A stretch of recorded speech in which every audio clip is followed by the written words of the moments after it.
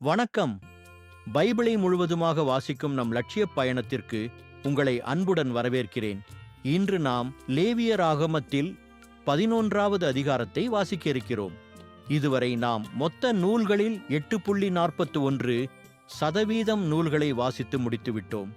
இன்னும் சில நூல்களை முடித்தால் நம் பயணம் வெற்றிகரமாகும். இன்றைய வாசிப்பின் மூலம் அந்த இலக்கை இன்னும் முன்னோக்கி நகர்த்துவோம்.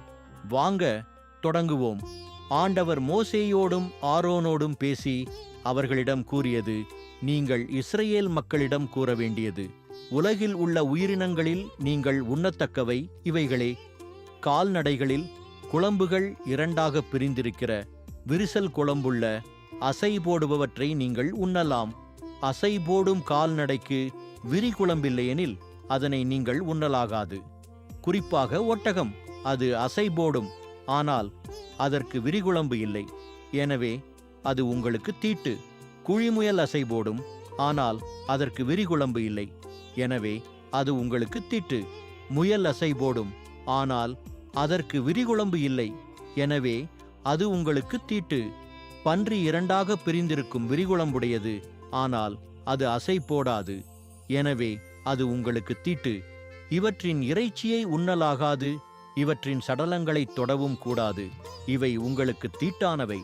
நீர்நிலைகளில் இருப்பனவற்றில் துடுப்பும் செதிலும் உள்ளவை அனைத்தும் நீங்கள் உண்ணத்தக்கவை.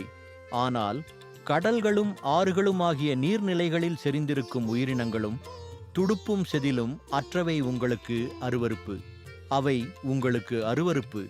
அவற்றின் இறைச்சியை உண்ணலாகாது, அவற்றின் சடலங்களை அருவருப்பாக கருதுங்கள். நீர் வாழ்வனவற்றில் துடுப்பும் செதிலும் அற்றவையாவும் உங்களுக்கு அருவருப்பு.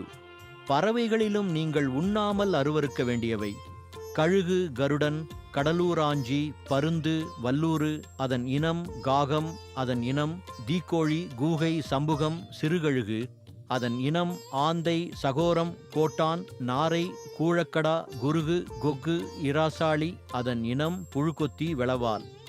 பரப்பனவற்றுள் 4 கால்களால் நடமாடும் ஊர்வன யாவும் உங்களுக்கு அருவருப்பு. ஆயினும் 4 கால்களால் நடமாடியும் தரையில் தத்திப்பாயும்படி நெடிய பின்னங்கால்கள் உடையனவற்றை உண்ணலாம். நீங்கள் உண்ணக்கூடியவை தத்துக்கிளி அதன் இனம், வெட்டுக்கிளி அதன் இனம், மொட்டை வெட்டுக்கிளி அதன் இனம், சுவர்கோழி அதன் இனம். பரப்பனவற்றுள் 4 கால்களால் நடமாடும் மற்ற யாவும் உங்களுக்கு அருவருப்பு. அவை உங்களுக்கு தீட்டு. அவற்றின் சடலத்தை தொடுகிறவர் மாலை வரை தீட்டுடையவர். அவற்றின் சடலத்தை எடுப்போர் தம் உடைகளை துவைக்க வேண்டும். மாலை வரை அவர் தீட்டுடையவர்.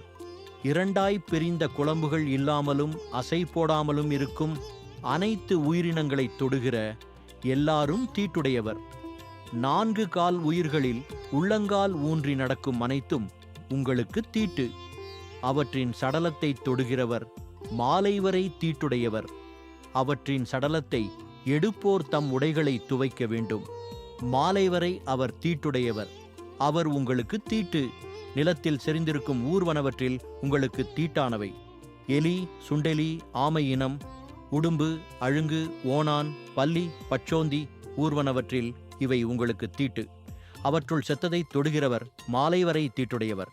அவற்றுள் செத்த ஏதேனும் எதன் மேலாவது விழுந்தால் அது தீட்டுப்படும். அது மரப்பாத்திரமானாலும் உடையானாலும் தோலானாலும் கோணிப்பையானாலும் வேலைக்கு உதவும் எந்த கருவியானாலும் மாலை வரை அது தண்ணீரில் போடப்பட வேண்டும். மாலை வரை அது தீட்டுப்பட்டது, பின்னால் அது தூய்மையாகும். அவற்றுள் ஏதேனும் மண்பாண்டத்துக்குள் விழுந்தால் அதனுள் இருக்கும் அனைத்தும் தீட்டுப்பட்டுவிடும். எனவே அது உடைக்கப்பட வேண்டும். உண்ணத்தக்க எந்த உணவிலும் இப்பாண்டத்து தண்ணீரில் பட்டால் அது தீட்டு. அந்த பாண்டத்தில் இருக்கும் எந்த பானமும் தீட்டு. அவற்றின் சடலம் எதன் மீது விழுந்தாலும் அது தீட்டு. அடுப்போ சமையல் பாண்டமோ எனில் அவை உடைக்கப்பட வேண்டும். அவை உங்களுக்கு தீட்டு, ஏனெனில் அவை தீட்டுப்பட்டிருக்கும். நீரூற்றும் மிகுந்த நீருள்ள கிணறும் எனில் அவை தூய்மையாயிருக்கும். ஆனால் அவற்றின் சடலம் தொடும்பகுதி தீட்டுப்பட்டது.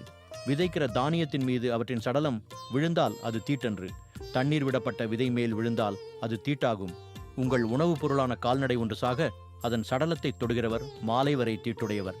அதன் சடலத்தை தின்பவர் தம் உடைகளை துவைக்க வேண்டும். அவர் மாலை வரை தீட்டுடையவர். மேலும் அதன் சடலத்தை எடுத்து போகிறவரும் தம் உடைகளை துவைக்க வேண்டும். அவர் மாலை வரை தீட்டுடையவர். தரையில் நகர்ந்து செல்லும் ஊர்வன அனைத்தும் அருவருப்பானவை. அவற்றை உண்ணலாகாது. நிலத்தில் ஊர்வனவற்றையும் வயிற்றால் நகர்வனவற்றையும் 4 காலால் ஊர்வனவற்றையும் பல கால்களுள்ள எதனையும் உண்ணலாகாது. அவை அருவருப்பு. நகர்கிற எந்த ஊர்வனவும் உங்களையும் தீட்டுப்படுத்தலாகாது. அவற்றால் தீட்டுப்படாமல் இருங்கள், ஏனெனில் அவற்றால் நீங்கள் தீட்டுப்படுவீர்கள். நான் உங்கள் ஆண்டவராகிய கடவுள். எனவே உங்களை தூய்மைப்படுத்தி தூயவராயிருங்கள், ஏனெனில் நான் தூயவர். நிலத்தில் ஊர்வனவற்றால் உங்களை தீட்டுப்படுத்தலாகாது. உங்கள் கடவுளாயிருக்குமாறு உங்களை எகிப்திலிருந்து வெளிக்கொணர்ந்த ஆண்டவர் நானே. நீங்கள் தூயவராயிருங்கள், ஏனெனில் நான் தூயவர். விலங்கினம், பறவைகள், நீர்வாழும் எல்லா உயிரினங்கள், நிலத்தில் நகரும் உயிரினங்கள் ஆகியவை பற்றிய சட்டம் இதுவே. இதனின்று தீட்டுடையதற்கும் தீட்டற்றதற்கும், உண்ணத்தகுந்த உயிரினங்களுக்கும் உண்ணத்தகாத உயிரினங்களுக்கும் வேறுபாடு தெரிந்து கொள்க. நாம் 1189 அதிகாரங்களில் 101 அதிகாரங்களை நிறைவு செய்துவிட்டோம். இன்னும் சில அதிகாரங்களை வாசித்தால் முழு பைபிளையும் முடித்து விடுவோம். நாளை அடுத்த அதிகாரத்தை பார்க்க சந்திப்போம். நாள்தோறும் இந்த பயணத்தில் நீங்களும் பங்கேற்றால் பைபிளை முழுமையாக வாசித்து முடிப்போம். இது நம் வாழ்க்கையிலும் ஆன்மாவிலும் பெரிய மாற்றத்தை ஏற்படுத்தும். இந்த பயணம் உங்களுக்கு நம்பிக்கையையும் சமாதானத்தையும் கொடுத்தால் இந்த வீடியோவை லைக் செய்யவும் சப்ஸ்கிரைப் செய்யவும் மறக்க வேண்டாம். பகிர்ந்து மற்றவர்களையும் இந்த பயணத்தில் சேருங்கள். நாளை மறக்காமல் வாருங்கள்.